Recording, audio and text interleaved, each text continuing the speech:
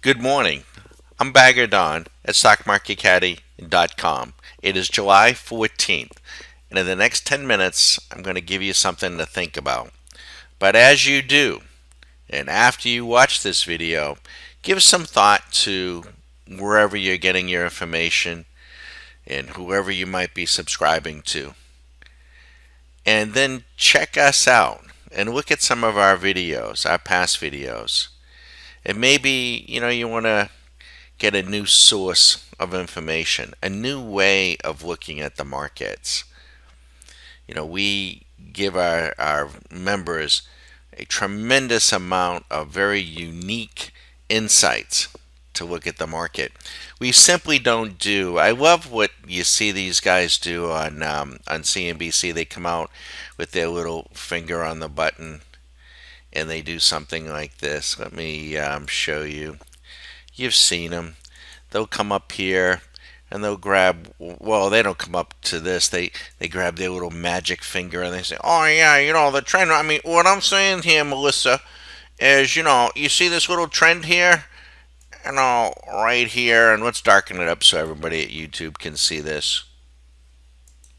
And they'll say, yeah, you see this trend? It comes down here and it touches right here and it touches right here and it touches right here. So we're a little bit away from this trend. But we're going to come down here and then we're going to touch it and then we're going to bounce. And so, you want to buy. Oh my God. And then this happens, crash. you know. Oh, yeah, we got a trend, Everything. What that is, folks, it's all Momo. Momo.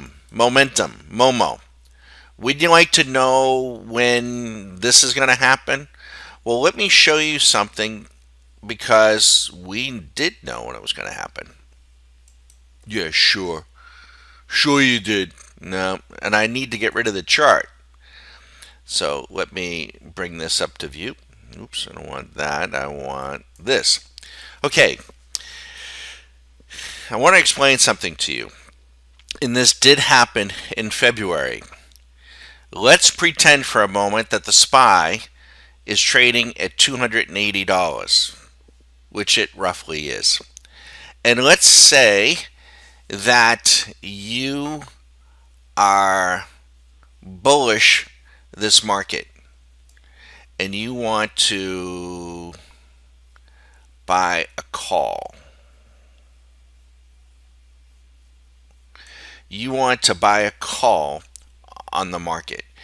In other words, you want to position yourself so that you benefit if the market goes up. You think it's going to go to 300. All right? So let's say that you buy a call right here at 300. That's the strike, okay? And my writing tool isn't the easiest, but looks like I wrote it with my toes. I apologize. So you say 300. But let's say somebody else says, I don't think so. I don't think we're going to go up by $20. I think we're going to go down by $20. So I want to buy a put. So rather than betting at 300, this person's going to go the other way and is going to buy a put at $20 in the other direction away from the strike price. That's what makes a market, right? And now I just want to, just so we know where the middle is. All right. Well, just for the sake of discussion, now in the options, you can sell them, you can do all kinds of different things, but you got to pay. You got to pay for them, or you got to receive a credit. So it really doesn't matter. There's something called the skew, and generally, you would think on balance, because this is $20 up from the strike price, this is $20 down. Let's say that this particular option is going to cost you, I'm just going to pick a number out of my head here. I'm going to say it is, just $10. So you would expect that this would also cost you $10, right? But it doesn't. Most of the time, the puts are priced higher than the calls.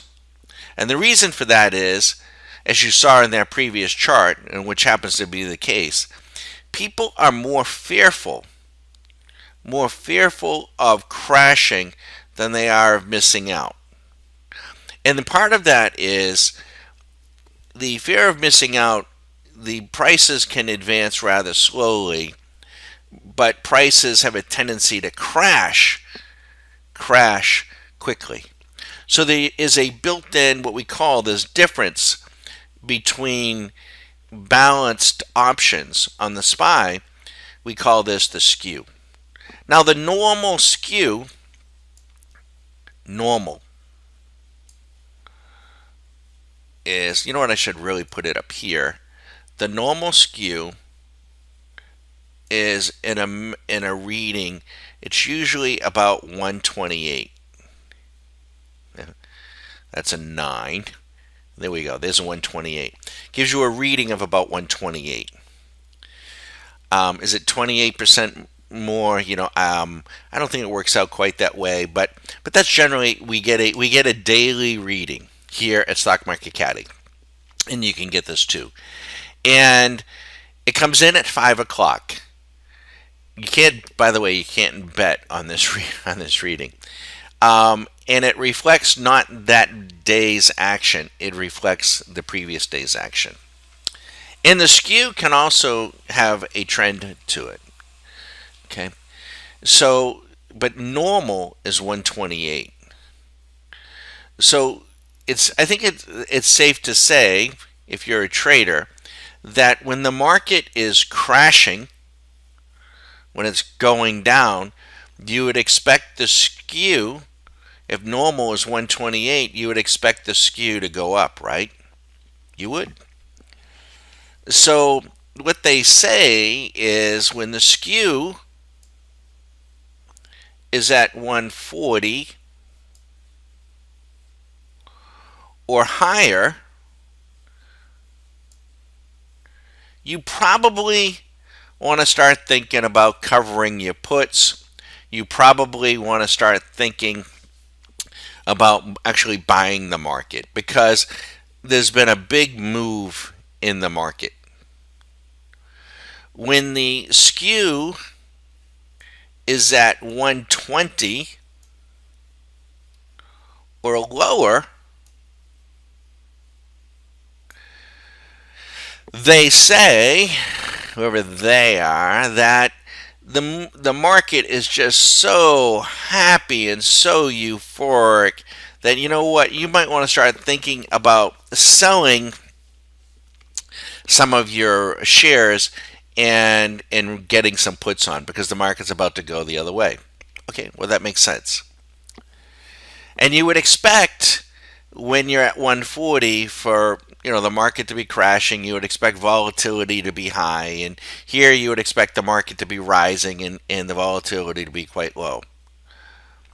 Now remember this, okay? There was a situation in February when the market was at its highs. The volatility was very, very low. And what happened was, you would have thought the skew would have been at 120 and going down, but it wasn't.